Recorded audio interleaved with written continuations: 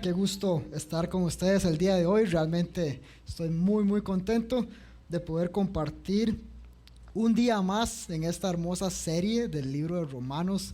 Ese es un libro que es espectacular sin duda, y estoy seguro que vamos a tener testimonios muy lindos de lo que el Señor va a ir haciendo conforme estudiamos esta carta. Esta carta es conocida como la carta de la salvación precisamente porque Pablo explica todo el evangelio detalladamente en todo lo que es la carta, desde la condición humana, esa realidad de lo cruel que es el pecado en nuestras vidas, las consecuencias que esto ha traído, y lo vemos claramente en la sociedad, esta depravación de la condición humana, como poco a poco nos hemos desviado de la verdad, como poco a poco nos hemos inclinado a todo lo que está mal en todo sentido.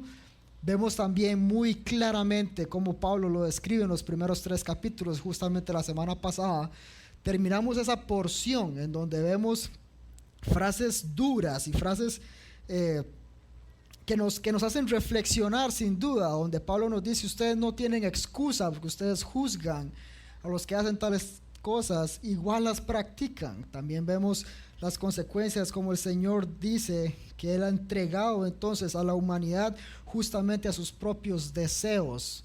Pero todo esto es simplemente la consecuencia del pecado en nuestras vidas, y vimos un pasaje durísimo la semana pasada, la primera parte del capítulo 3, en donde Pablo nos dice muy claramente: no hay un justo, no hay uno solo, no hay quien busque a Dios, no hay quien lo conozca.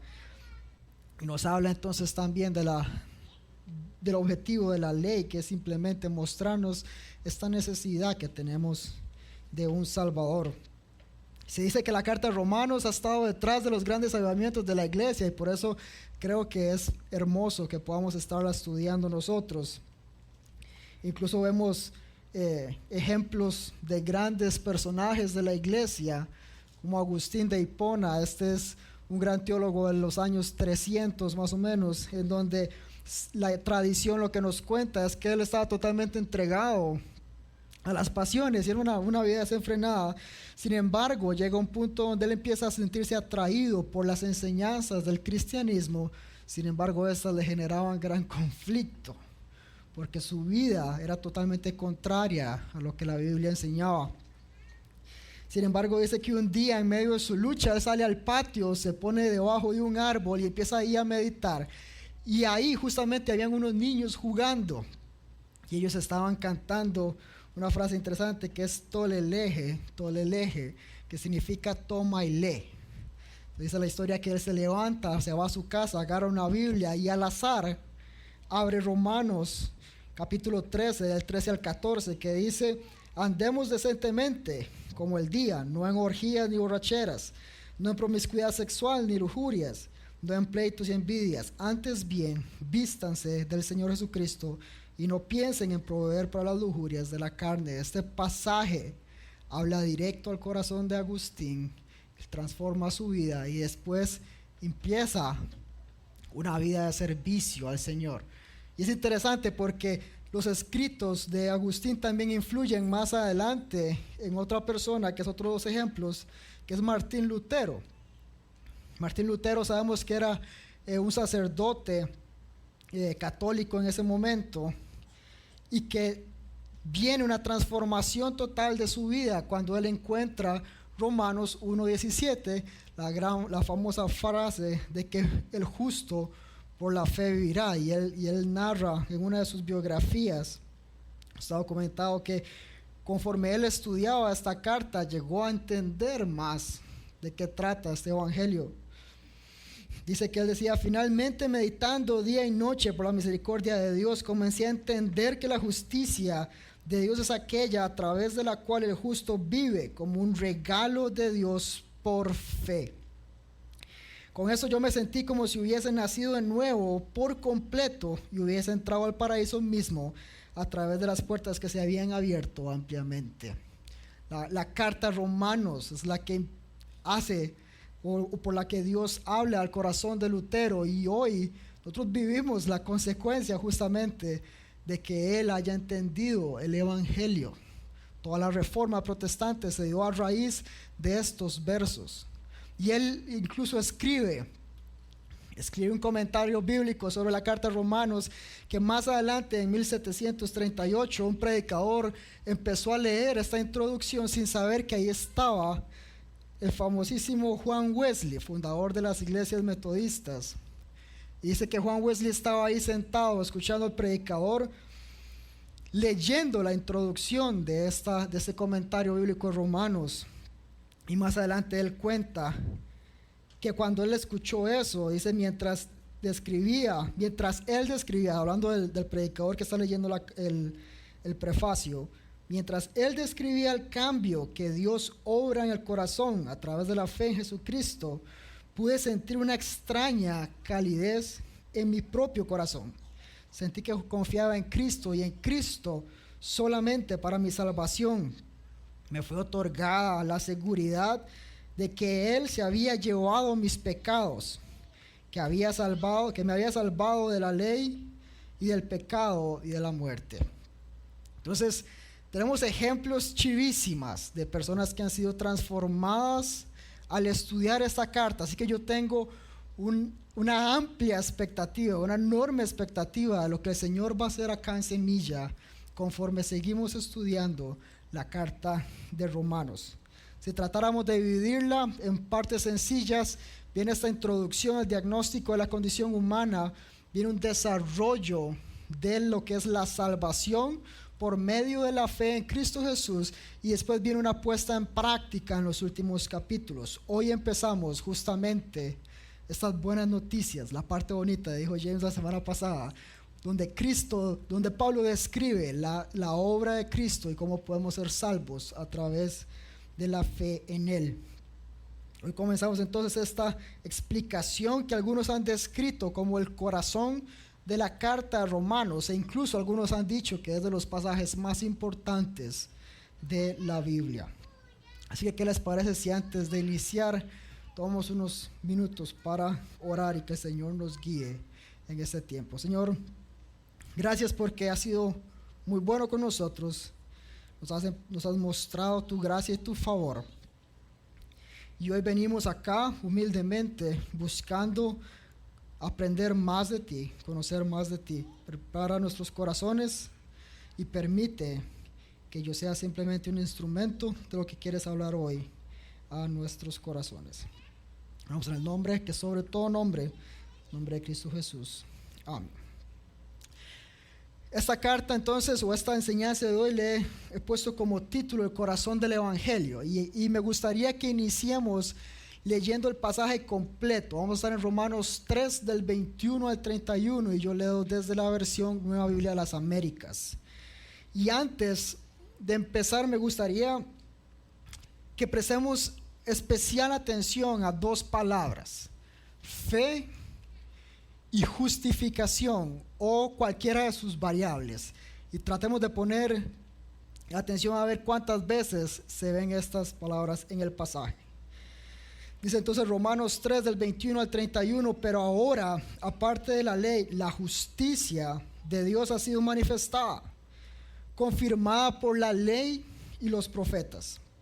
Esta justicia de Dios por medio de la fe en Jesucristo es para todos los que creen, porque no hay distinción, por cuanto todos pecados no alcanzan la gloria de Dios.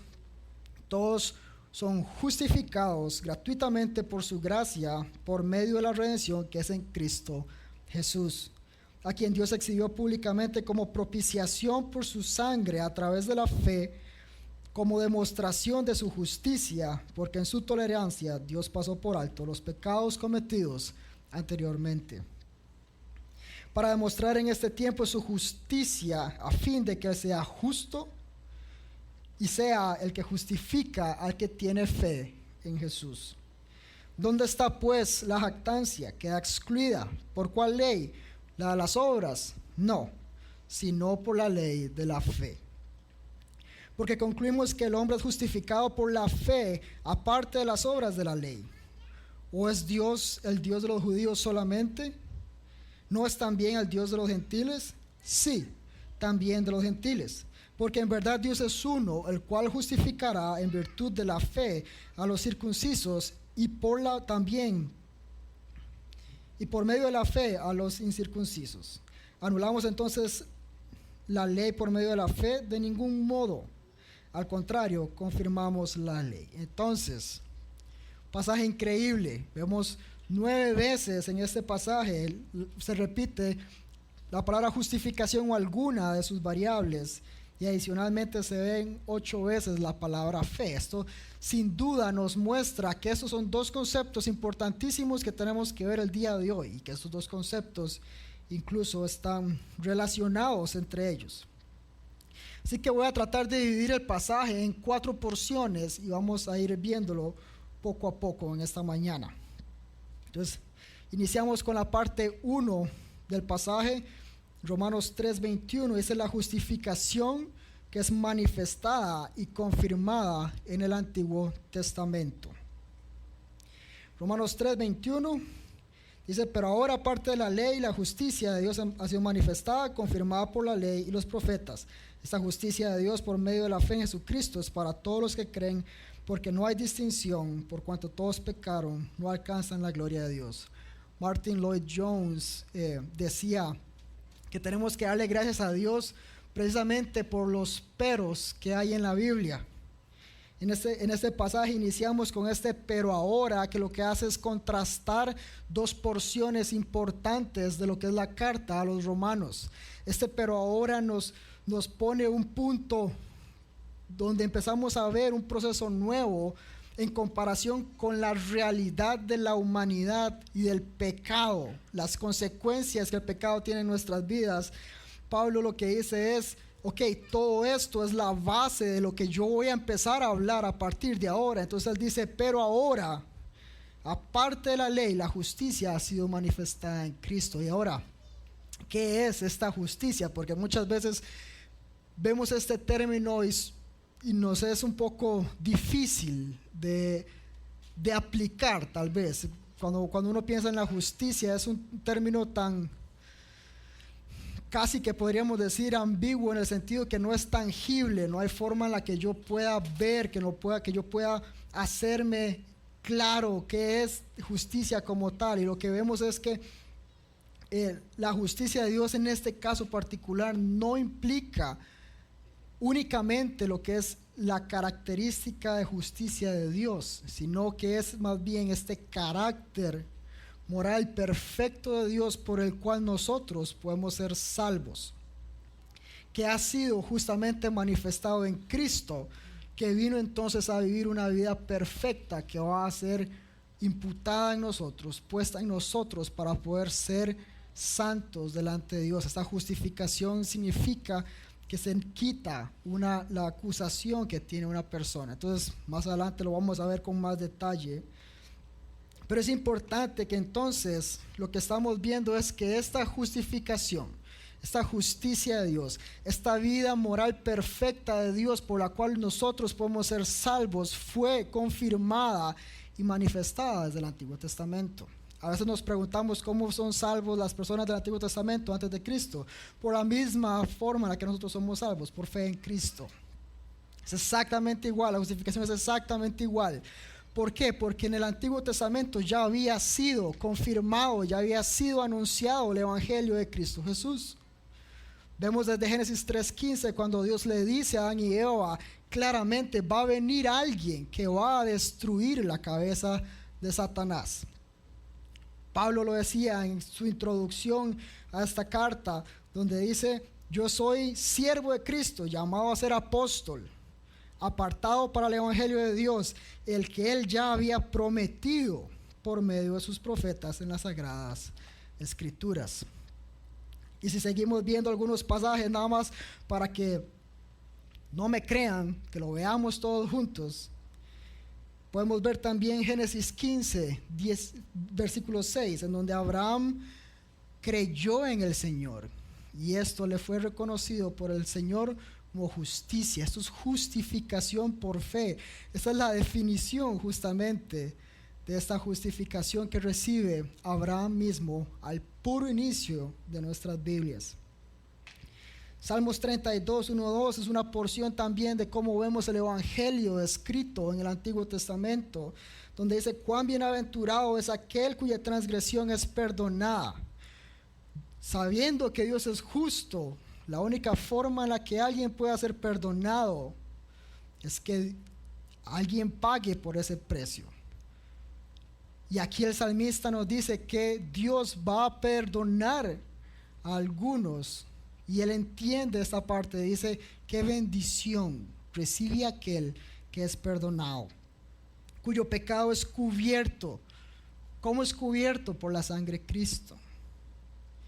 Cuán bienaventurado es el hombre a quien el Señor no culpa de iniquidad, y en medio de cuyo espíritu no hay engaño. Y nada más para ver uno más, podemos ver Isaías 53. Ya con solo que sea Isaías 53 sabemos que es un buen pasaje. Versículo 11 dice que debido a la angustia de su alma, él lo verá y quedará satisfecho. Esto es propiciación, esto es calmar, pagar la deuda del pecado. Quedará satisfecho por su conocimiento. El justo, mi siervo, justificará a muchos. Lo que hizo justamente Cristo en la cruz, y cargará las iniquidades de ellos.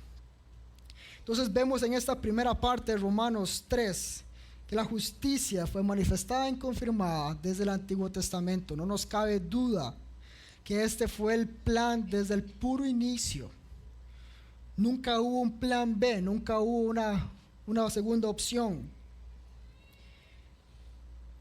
Esta justicia de Dios entonces fue revelada a través de Cristo, y gracias a Dios por los peros que hay en la Biblia.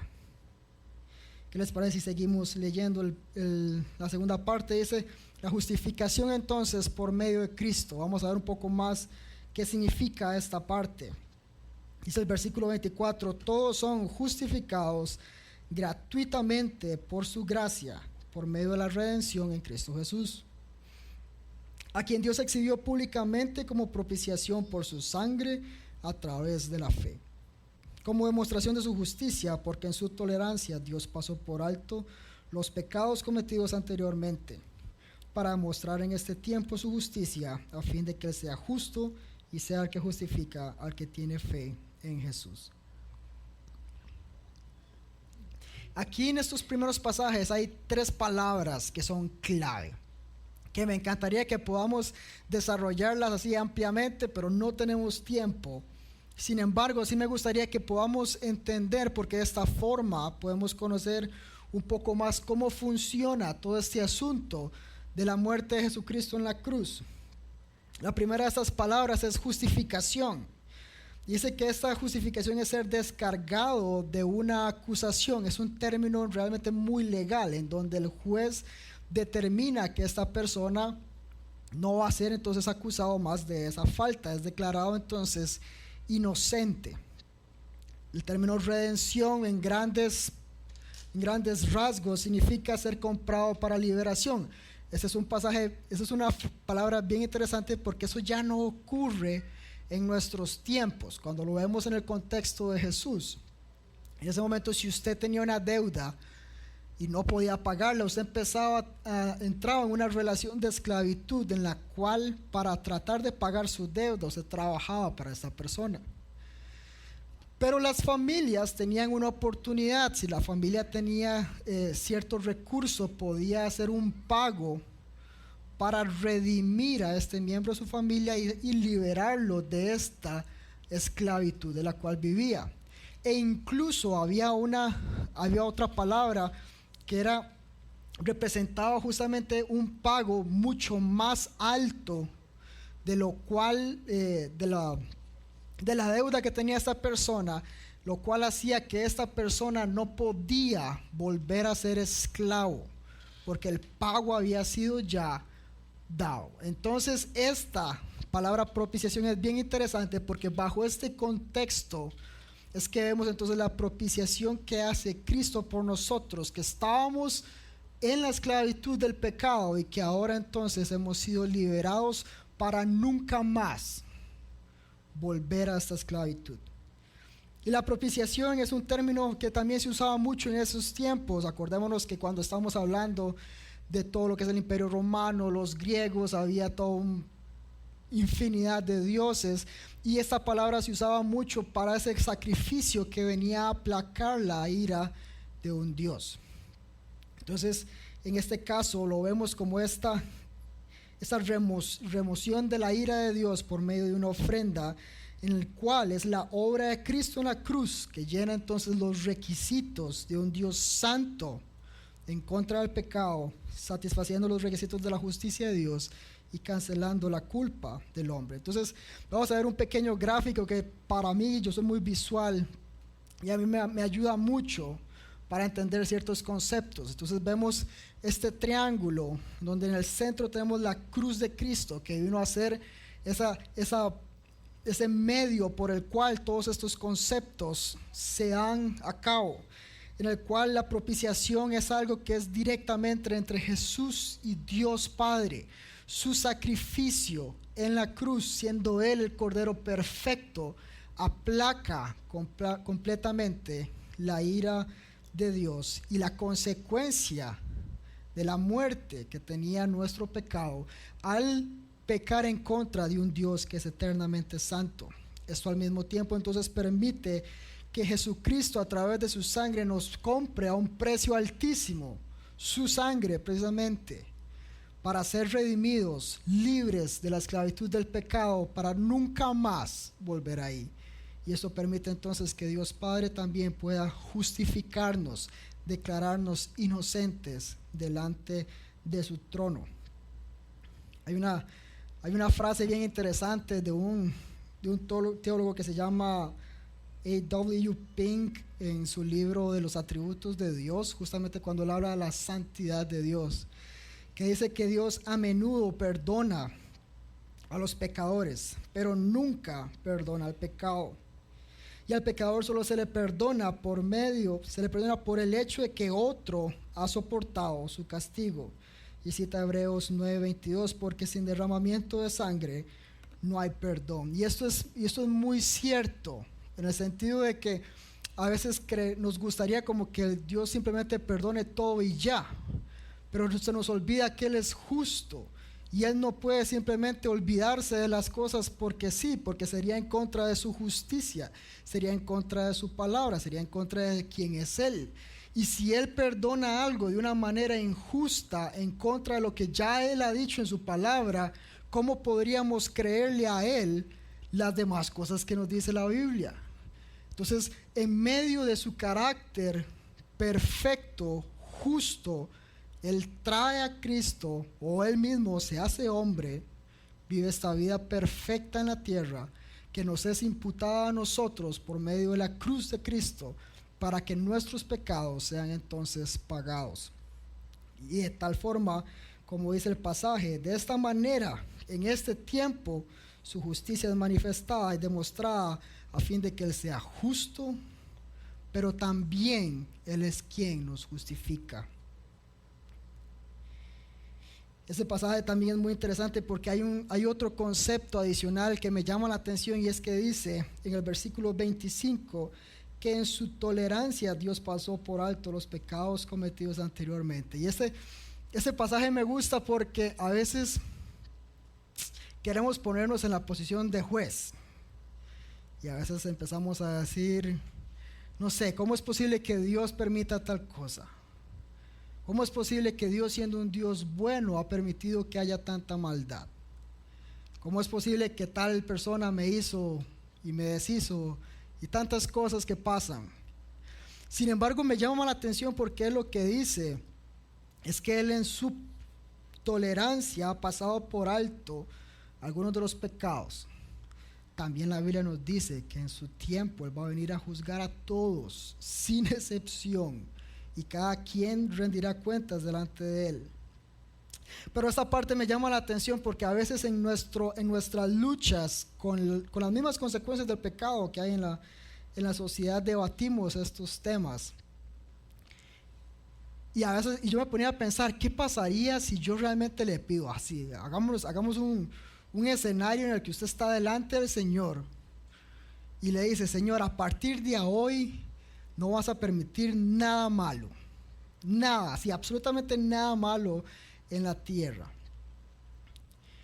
Me encantaría preguntar, o sea, que nos hagamos la pregunta, ¿cuánto tiempo duraríamos nosotros mismos si el Señor aceptara esa exigencia de nosotros? Gracias a Dios por su tolerancia y gracias a Dios porque Él nos permite que hoy mismo, en nuestra maldad, Él sigue siendo tolerante y paciente para que todos aquellos que vengan al conocimiento de su palabra, de su Hijo, puedan ser salvos.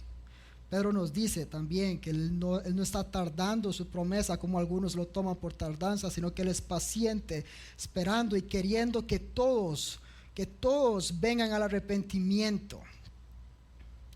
Así que este es el momento para dar gracias a Dios por su paciencia, por su tolerancia, pero también para venir delante de Él, rendir nuestras vidas y entender el gran precio que Él pagó por nosotros. Seguimos, versículo 27, la justificación por fe. Ya esa es ya la parte donde estas dos palabras importantes las vamos a relacionar específicamente, y dice, ¿dónde está pues la jactancia? ¿Queda excluida? ¿Por cuál ley? ¿La de las obras? No, sino por la ley de la fe. Porque concluimos que el hombre es justificado por la fe aparte de las obras de la ley. Entonces Pablo tiene una forma muy interesante de escribir su carta. Esta es una carta altamente apologética en el sentido de que él va describiendo el proceso de la salvación y al mismo tiempo está listo a responder posibles cuestionamientos que la gente le pueda hacer. Él en su sabiduría llega y hace preguntas específicas para ya defender su mensaje, sabiendo cuáles van a ser los argumentos en contra de su mensaje. Entonces lo vemos a lo largo de toda la carta, donde él hace constantes preguntas y se responde para que quede claro cuál es el argumento que él está dando. Y lo que dice es, ¿dónde está la jactancia? ¿Y por qué habla de la jactancia? Porque los judíos tenían sus cosas. Los judíos estaban muy claros en su nacionalismo, en quiénes eran ellos, ellos creían en su salvación solamente por ser descendientes de Abraham. Ellos se jactaban de tener el conocimiento de Dios, de tener la ley. Entonces ellos estaban en todas bajo sus propios ojos. Entonces donde Pablo habla de que la justificación es únicamente por la fe, eso es totalmente contrario al pensamiento judío de la época, y es totalmente contrario al pensamiento religioso de nosotros mismos también, donde nosotros constantemente queremos ganarnos los méritos. Tenemos una sociedad que todo se mide a través de exámenes, a través de puntuaciones, donde hay mínimos, en donde usted tiene que rendir, en donde su trabajo, su estatus social, todo depende de números, todo depende de cómo rinda usted. Es parte de la naturaleza humana, donde queremos jactarnos de cómo están nuestros números en las diferentes áreas de nuestras vidas.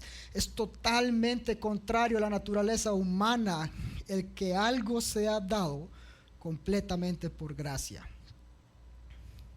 Y aquí es donde él entonces pone este argumento muy claro y concluye, basado en todo lo que he explicado anteriormente, que el hombre entonces es justificado únicamente por la fe aparte de las obras. Pablo también nos explica esto un poco más en Efesios 2 del 8 al 9, donde dice, porque por gracia ustedes han sido salvados por medio de la fe. Y eso no procede de ustedes, sino que es don de Dios, no por obras, para que nadie se gloríe. Y este pasaje me gusta mucho porque viene a complementar justamente lo que venimos hablando, pero también nos habla de que ni siquiera la fe que tenemos viene a nosotros. Es un don que es de Dios, es un regalo que es de Dios. Aún esta fe que ponemos en Cristo Jesús para nuestra salvación es dada por Cristo. Lo vemos en Hebreos 12. Jesucristo es entonces el autor y el consumador de nuestra fe. Y es claro como el Señor, por medio de su Espíritu Santo, es quien nos convence también de pecado, y de pecado, y el pasaje lo dice así, de pecado porque no creyeron en Jesucristo, de justicia y de juicio. Entonces, aún la fe que tenemos es un regalo del Señor. Por eso es que no hay forma de jactarse de nuestra fe en Jesucristo. No hay forma de jactarse de nuestras obras que queremos hacer para ganarnos. No hay forma en la que delante del trono usted pueda llegar a decirle al Señor: hey, yo hice tal cosa para ganarme la salvación. No hay forma. Delante de un Dios que es perfecto, que es totalmente justo, no hay forma de que ninguna de nuestras obras valgan nada, absolutamente nada, como trapos de inmundicia. Es como lo describe en otros pasajes la misma Biblia.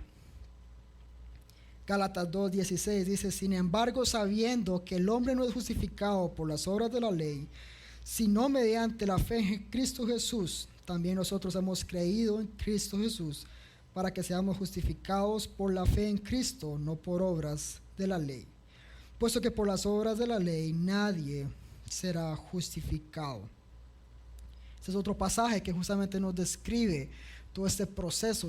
Tenemos la Biblia llena de pasajes en donde nos describen que esta salvación entonces es únicamente por gracia a través de la fe en Jesucristo. Pero ahora hay una palabra bien interesante porque, hemos hablado de justificación, vimos un poco el diagrama de qué significa todo este proceso de ser justificados delante de Dios, siendo Él el juez y también quien nos justifica en medio de este proceso. Pero ¿qué es la fe? Porque a veces también es otro término que se nos complica. A veces creemos que es simplemente conocimiento. Entonces yo voy y me leo toda la Biblia y me sé absolutamente todo, o soy el clásico que creció en la iglesia toda la vida, desde semillitas hasta jóvenes con gutis, sabiéndose todo de memoria, ganando todos los cajut, dirían por ahí los jóvenes. Tal vez he tenido padres que me han enseñado todo siempre. Sin embargo, ese conocimiento no te hace salvo. Esta fe, y como lo vemos a lo largo de toda la Biblia, vemos que es este conocimiento que llega a nuestros corazones, en donde lo convertimos en una convicción de nuestro corazón y que pone a trabajar nuestra voluntad en un compromiso real con Cristo. Vemos este proceso de la fe en el Señor como a veces lo identificamos en comparación con Santiago, donde Santiago habla de la fe que sin obras es completamente muerta y se nos hace un colocho. Entonces, ¿qué significa que si tengo obras o que si no tengo obras? Pero Pablo me está diciendo que por obras yo no me salvo. Entonces, ¿qué es todo este enrollo? Y es cierto, la fe sin obras es muerta, no sirve para nada. La fe que es mero conocimiento, que queda solamente en la cabeza. La fe salvífica, como lo vemos en la vida de los escritores de la misma Biblia y en la vida de muchos otros que los han precedido, habla justamente de esta voluntad puesta en práctica para comprometerse con Cristo Jesús. Habla de esta fe que es intencional en quitar todo mérito de las obras de mi vida para poner únicamente mi esperanza en Jesucristo como el único que merece toda la gloria y toda la honra y todo el mérito por mi salvación. Es esta fe en donde el compromiso que hay con Él me permite cambiar para agradarle, para servirle, para buscarlo, para conocerlo apasionadamente, porque entiendo lo que Él ha hecho por mí, el precio de mi pecado pagado en la cruz, en donde no hay otra opción más que responder en adoración a Él. Ese conocimiento que llega directo a nuestros corazones, en donde podemos entonces confiar que en medio de las dificultades Él está con nosotros, que en medio de la tentación Él nos va a sacar adelante, que en medio de mis problemas Él es el autor y quien consumará nuestra fe, el que nos sostendrá en cada uno de nuestros pasos, quien nos presentará santos delante del Señor, no por nada que podamos hacer, sino por nosotros, sino porque Él ya lo hizo. Y una de las formas en las que yo veo esto en la práctica es siguiendo uno de los versículos de Gálatas, llegando al 2:20, en donde Pablo dice: con Cristo he sido crucificado. Ya no soy yo el que vive, sino que Cristo vive en mí. Y la vida que ahora vivo en la carne, la vivo por la fe en el Hijo de Dios, el cual me amó y se entregó a sí mismo por mí. Esta es la descripción de una vida por fe. Una vida que entiende que ya no se trata de mí, ya no se trata de mis logros, ya no se trata de mis calificaciones, de mi rendimiento, ya no se trata del éxito que yo pueda tener, del imperio que yo pueda crear. Se trata todo de darle la gloria al Señor, vivir para la extensión de su nombre, de su reino, para que Él sea glorificado, para que Él sea visto, conocido en las naciones, para que Él reciba entonces toda la adoración. Esto implicará entonces de nuevo un compromiso real, genuino, en buscarlo a Él, en conocerlo a Él y tener una relación directa con Él. Ese tema de la salvación por gracia, por medio de la fe, es bien complejo. Como mencionaba antes, la naturaleza humana está hecha, nuestros corazones están totalmente inclinados a un buscar este rendimiento, a un buscar estos méritos, buscar siempre cómo agradarle a los demás, cómo ganarnos su aprobación, y eso lo traducimos también hacia Dios. De hecho, en algún momento tuve la oportunidad de ir a estudiar en un instituto bíblico, y ahí trataban de ser muy intencionales en que parte de nuestras tareas, por decirlo de alguna forma, era que buscáramos compartir el evangelio con otras personas. Ahí el Señor me da la oportunidad de conocer a varios extranjeros. Yo también era extranjero en ese lugar, entonces me era más fácil identificarme con ellos. Entonces parte de mi amor por las naciones nace ahí, justamente donde me veo rodeado de un montón de extranjeros, y me encuentro con esta persona de Arabia Saudita, una persona que estaba estudiando, es un hombre brillante, estaba estudiando una maestría y ya está estudiando su doctorado en Estados Unidos, y es un ser brillante en todo aspecto. De hecho, estaba ahí con una beca completa por medio del gobierno, y era impresionante. Y justamente mis compañeros y muchos de mis amigos en ese momento, lo que hacíamos era ser intencionales con estos estudiantes. Estaban solos, era una oportunidad buenísima, porque estaban de alguna forma en una posición más vulnerable, en donde eran más receptivos a escuchar el mensaje de Cristo. Entonces, con esa persona era muy bonito, porque en serio había demasiada gente detrás de él, porque es de Arabia Saudita, y todos los que sabemos de cómo está la situación en ese país, si él conoce a Cristo y regresa a su país, puede ser buenísimo. Entonces todos lo pensábamos en términos de la extensión del reino y todo, y era muy bonito. En algún momento estoy con él y estamos hablando, y yo le decía: ¿cómo se siente usted? Él todavía no había conocido, él no había aceptado a Cristo.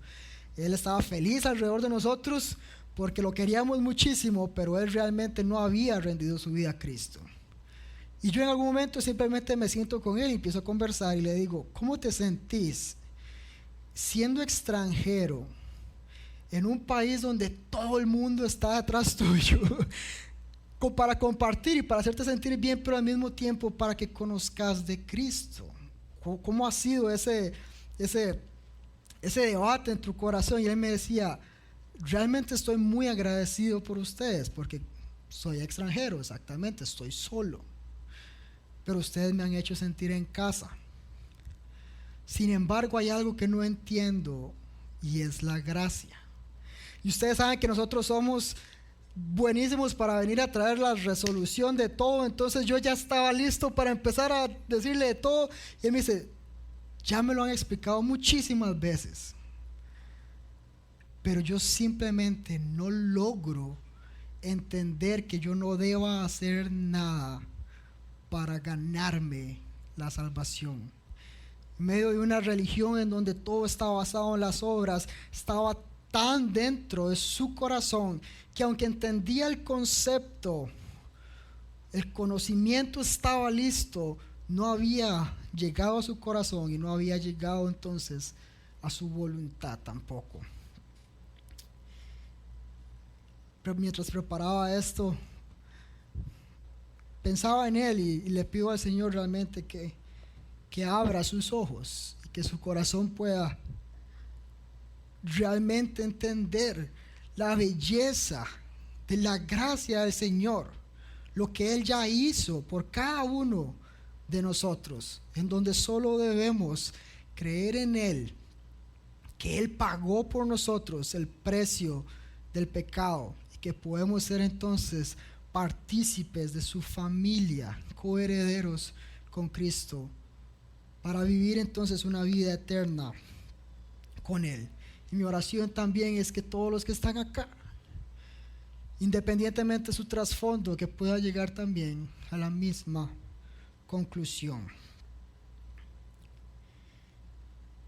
Ya para ir cerrando, voy a pedirle más a Felipe y a los del grupo que vayan pasando la justificación a todos los que creen, a partir del versículo 29. ¿O es Dios el Dios de los judíos solamente? ¿No es también el Dios de los gentiles? Sí, también de los gentiles. Porque en verdad Dios es uno, el cual justificará en virtud de la fe a los circuncisos y por medio de la fe a los incircuncisos. ¿Anulamos la ley por medio de la fe? De ningún modo. Al contrario, confirmamos la ley. La ley sirvió su propósito. Dios establece la ley para mostrar su santidad y para que todos nosotros podamos ver nuestra incapacidad de cumplirla, nuestra incapacidad de llegar al estándar de Dios. Una de las definiciones de pecado es que hemos fallado al blanco, no hemos dado con el estándar de Dios. Y justamente la ley servía para esto. Cuando Cristo viene entonces y paga por nosotros, establece un nuevo pacto. Y ya la ley entonces queda atrás.